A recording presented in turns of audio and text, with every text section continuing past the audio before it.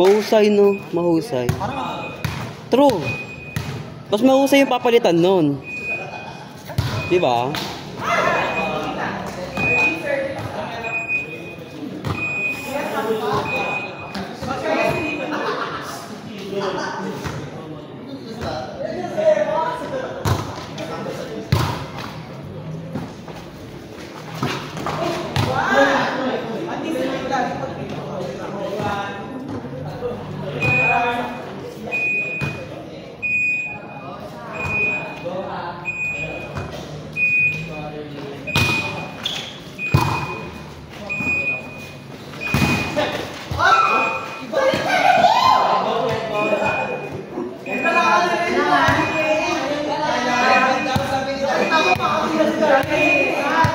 Outside. Outside.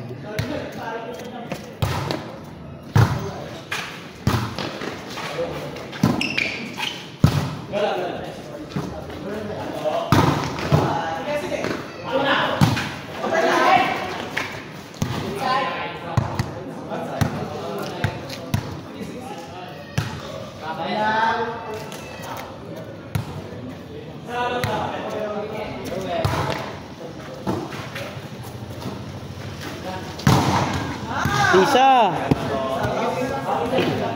Kena.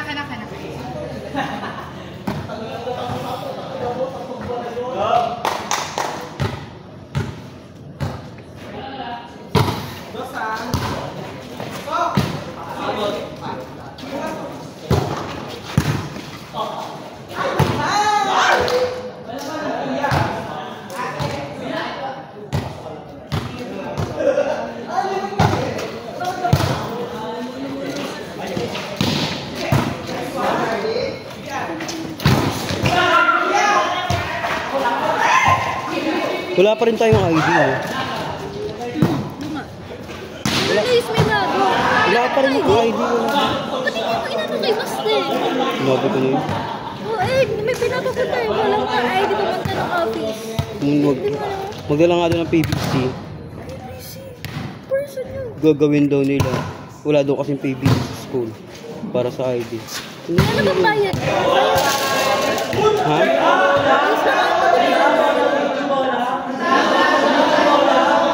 May bayad daw. Magdala lang doon ng PBC. Kasi hindi daw mag-print. Ano yun? Kaya nga di ko na pinupromote ka libre. ID libre. Ba't kasi doon ka nag-aral? Wala, yun lang naman yung alam ko kaya. Tsaka mura. Ako late na Ako din, sobrang late na. Parang wala akong pakilang. Naganap ako ng mga school, te. Wala akong mahanap. Als passer ako eh. Wala akong pera. Kaya hindi kakayanin. Mag-aano sa... Kapatid ko ngayon, swak. Hirap na hirap siya. May scholar pa yun. Halika dito. Dito ikaw.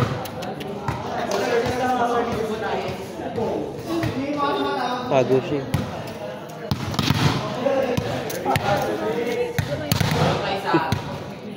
Buti yun. Kaya niya sa Manila. Ayaw niya. Ayaw niya. Sa amin din. Sa kanya na nakatulog. Di ba kami naka-aircon bago pag natutulog?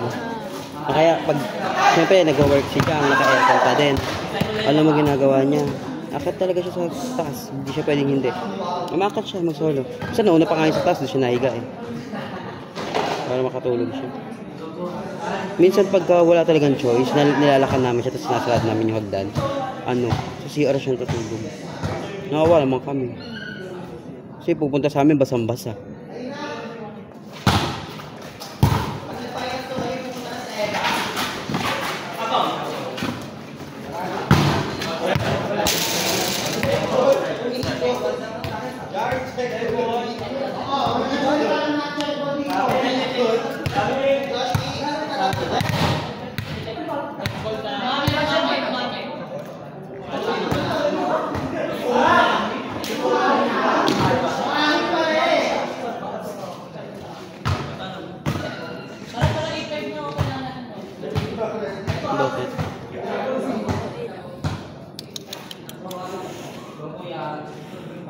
Tapos ang hirap po sa school natin pagka ano, tayo sariling classroom. Mahal, di ba? May pension pa. Mas okay na nasa plus tayo dati. Dapat inayos na tapos nilipat na lang yung mga presa. Pwede naman yun eh. Tapos yung school pa natin parang outdated lagi sa mga updated sa munisipyo eh. Natuloy nga LGU tayo, dapat lagi silang updated sa mga ganung bagay. Sa mga eksena, lagi silang parang huli. Dapat nga mas mabilis ang action kasi LGU. Kahit sa'yo mo i-request pa lahat, dapat magkukulang na ahead of time, mag-request tayo ng ganito, mag-request tayo ng ganito. Kasi para sa school. Ano sa school natin.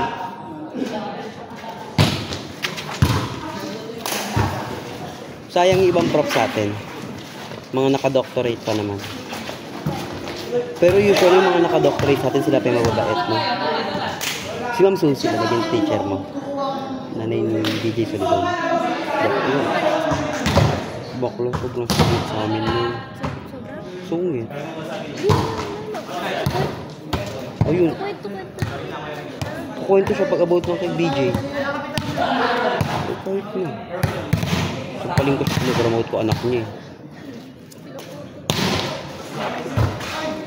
Bait pa naman ang anak niya. Sabi nga sa amin ni Rasta, kesyo bagsak daw kami, ganyan. Kasi varsity nga, bagsak daw, ganyan. Eh, lagi nakatapat sa ano. Tumigil din. Alam mo, sabi ko, pag potot ko, usapin mo yan. Sabi ko, may mga letter na ibinibigay sa kanya. Tanungin mo sa assistant niya. Umalis na rin assistant niya sa kanya, di ba? JC. Umalis na rin sa kanya lang.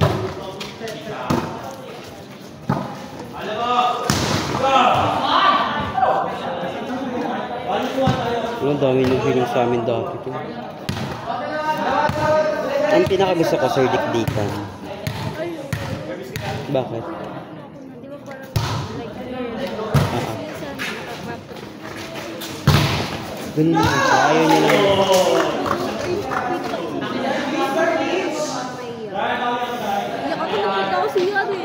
Iyak ka? First year ka? Ginagawa kami ginagawa niya ng kinder lahat ng mga bata. Pero mataas mo bigay ng grade. Ma'am Anisheta yun. Pero medyo stricta siya. As ang tapos ang bilis niya magturo. Tapos pagbagsak nagagalit siya. Kaya ginagamitan namin ng kodigo talaga dun. Kopya, kodigo.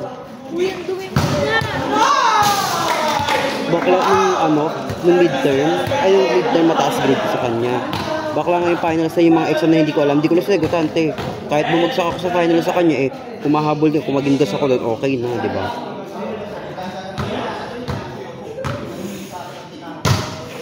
Wag lang 5, kaya yung hinabol ko kay Ma'am MJ, nag-5 ako doon eh. PE nga, binigyan ako 5 eh. Nung first year ako, may pati na daga. Nung first year ako, binigyan ako 5. Hindi tabling, hindi ako nakikita, pero napas ko na. Di ba kayo nag-ano? Kasi mga dumi No.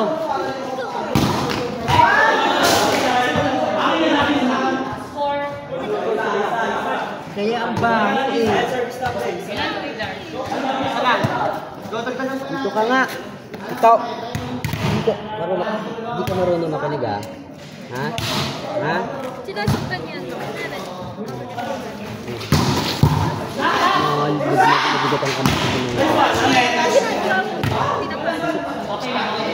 sa ginagawa ko makulit kasi siya pero hindi siya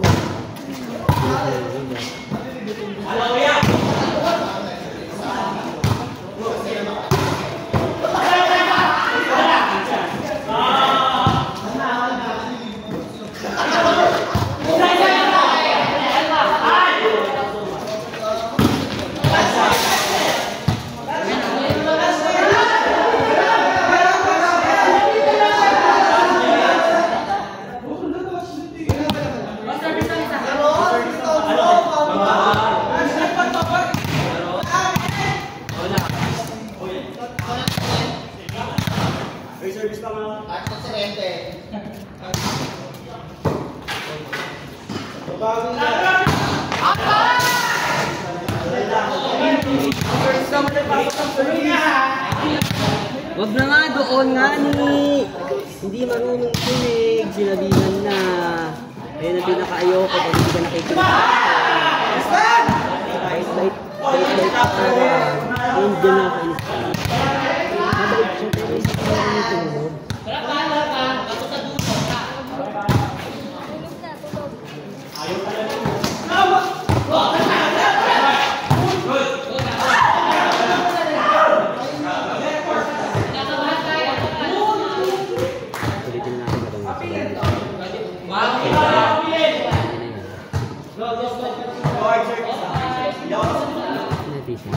Naging kailan ba yan?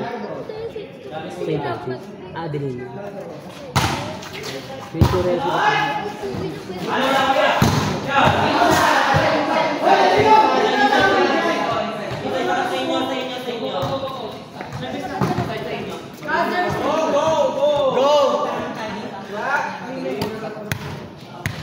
Go lang.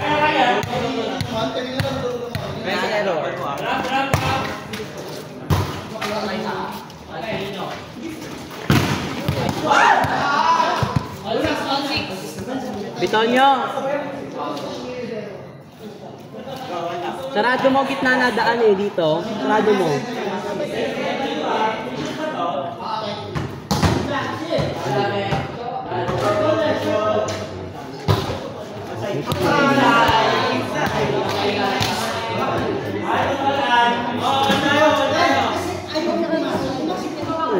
Kala niyo yung mga pinagsasabihan na yung magsusunod. Hindi siya sabi sa tapos, niya-atake niya ako sa pagkaskapuan na ang ginagawa niya. Inaano niya ako, parang ginagawa niya akong bata. Gusto ko papasok ako sa ginagawa niya ako.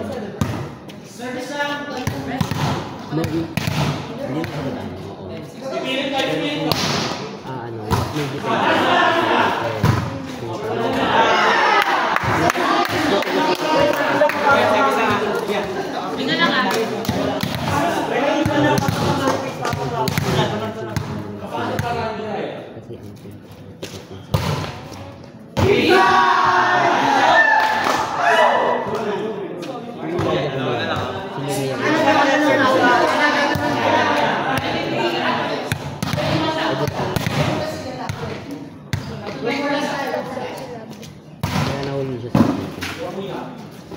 kaya niya siguro agad ang sulit nito.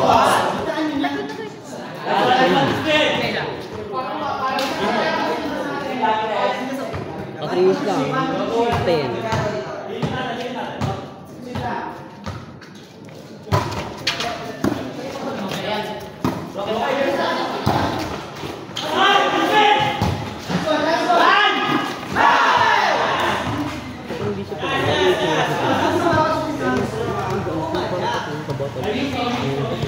Hindi mo ba ano din? Sobrang laki mo. Hindi mo makikita mo, ba't satsaniin mo na lang? Hindi mo. Palutro na. Oo lang.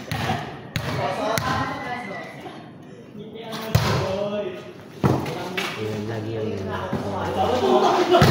Kaya pansin niya.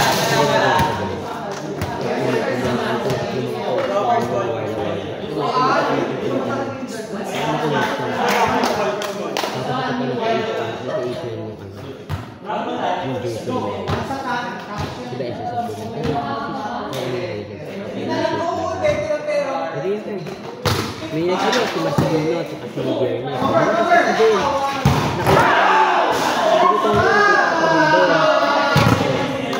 ilan sila makakapagpapakita body, sila kumaba na mawala isang game hindi kami sinusunod sa team kasi Kanina, guys, yun na.